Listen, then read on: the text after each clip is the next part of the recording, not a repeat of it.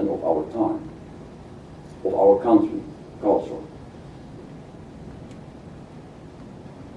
Yeah, I was inspired, in fact, to do this small exercise by Edward Said, who presents what he calls a hyphenated identity. He was a Palestinian, a lot of I positions, Palestinian, Egyptian, Christian, Arab, American post-colonial theorist, and a non-Western immigrant in the US. And he felt simultaneously assimilated, separated, and marginalized. It's not or, he felt it at the same time. An example, in his memoir, Out of Place, he looks back at his life and he says, thus it took me about 50 years to become accustomed to, or more exactly to feel less uncomfortable with, Edward, the foolishly English name yoked forcibly to the unmistakably Arabic family name Said. For years, and depending on the exact circumstances, I would rush past Edward and emphasize Said. My name is Edward Said. At other times I would do the reverse or connect these to each other so quickly that neither would be clear. So different identities, different positions, struggling, sometimes involved in a power relationship. This power relationship is even stronger in the following excerpt. He was educated in a British school in Egypt, and there was a rule. Rule 1 stated categorically, English is the language of the school. Anyone caught speaking other languages will be severely punished. Because of Rule 1, we spoke more rather than less Arabic, as an act of defiance against what seemed then and seems even more so now an arbitrary, ridiculously gratuitous symbol of their power. So there is positioning and counterpositioning. It takes place between people, it takes place within the self too. Yeah, there is an agreement between William James, Gustav Jung, and Buddhism in the mandalas to depict the self as a circle. But maybe it makes sense to depict two circles. An internal domain, an external domain, and an outside domain. The internal domain can be I as a psychologist, I as a father, I as loving music of Beethoven, I as married to Agnieszka, etc., etc., etc. External positions could be my father, my mother, particularly representatives of my culture, my teachers, and also other people can also be characterized as suppositions. My inspiring teacher. There is another teacher who is disappointing teacher.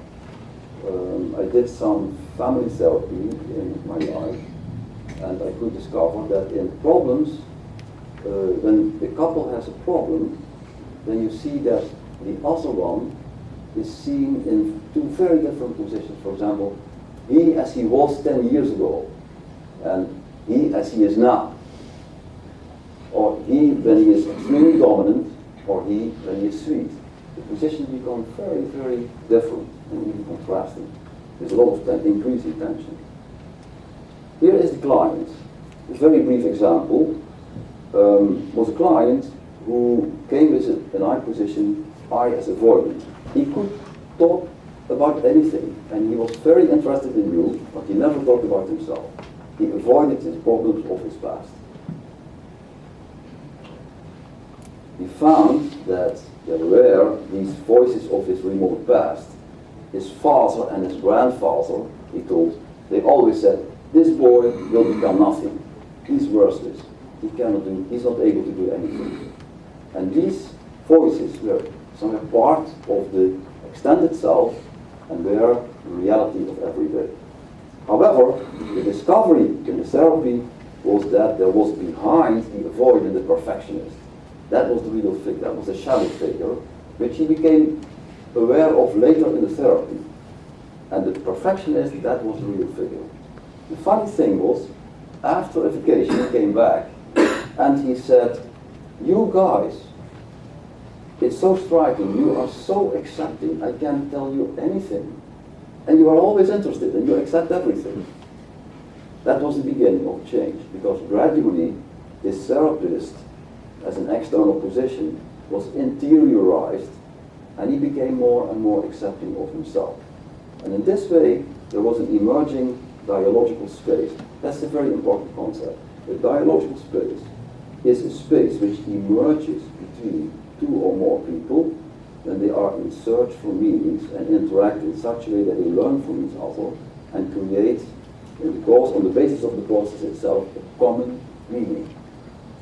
And here you see that this dialogical space is also created within the self, because the accepting position is very important as a kind of correction, as a kind of stimulation of the personal development of the perfectionist and the avoidant. So that was the beginning of the therapy, that we discovered that by self-acceptance we could change this enormous dominant monological power of the perfectionist. Yes, this is the following part of my presentation. What we also tried in the book is that when boundaries go open, so cultures go open, although they can be very opposed and they can be very close, but we live more and more, some people say in a global village, there are more and more international contacts, international conferences, there are influences via internet, etc., etc. So what is the implication of this globalization and the counterforce, localization, for the dialogue itself? So localization is seen as a counterforce to globalization. So we see two things. We see a reappraisal of local traditions. When people become more and more globalizing, they also value what they have in their local tradition. What is my identity in my local situation as a reaction to more and more developing process of globalization. It's called in the literature global-local dialectics. But you have also the defensive localization, that people defend what they have in their local situation against this overruling process of globalization. But what are the implications for the dialogical self? Globalization has access to different local values, practices and traditions. There is a higher density and heterogeneity in the position repertoire. There is more diversity, and so as a result of globalization, the challenge is that people have to cope with diversity and uncertainty. Personally, I'm very interested in what your opinion about this, but I think that the notion of uncertainty, and particularly coping with uncertainty, is an extremely important concept from now and in the future. How to cope with uncertainty. And I think dialogue brings you in the field of uncertainty, because you are exposed to the otherness of the other will make it different, but at the same time you go through a process of uncertainty to create new meanings where the different parties can contribute from their own specific point of view. This leads to a three-level approach as a correction of the self-contained identity. So it makes sense. So this is just an impression which I gave you, but there is a real reasoning behind that. That the self can be studied and should be studied on the level of the individual, but not only that, also on the level of the local and the level of the global. So a three-level approach to study the self as part of globalization, the self where the other is an intrinsic part of the self as a society of one. Yeah, I like this illustration because a colleague of mine of the University of Utrecht, she was posing the question, when you bring together a number of different European countries and let them make a common curriculum. So she invited people from Italy, from Ireland, from Denmark, from the Netherlands. So bring them together, and can they create a curriculum which is applicable in all those countries? And the interesting thing is that in the first period, people were very motivated to make kind of commonality. They found each other. So it's what a kind of extended ego. They say, okay, we find that we have common values and we can create something new, but later in the process, it's like a marriage. The specificity of the positions came to the fore. So people said, no, it should be done in the Irish way. We should do it in the Italian way, it's much better. So the dominance came later in, while the people in the beginning of the process, they were more open than in the course of time. So what is our conclusion?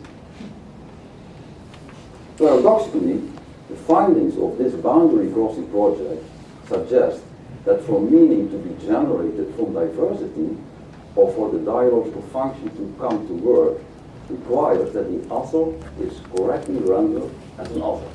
The otherness of the other should not be overcome, but should be even augmented. Concretely, this means that we should encourage group membership, so group members to render each other's arguments as strange and new. I think that's a challenge of dialogical relationships. Not to see the other as a replica of yourself, but to look at the other's point of view as new and even as strange. The stranger outside, the stranger in the self, in which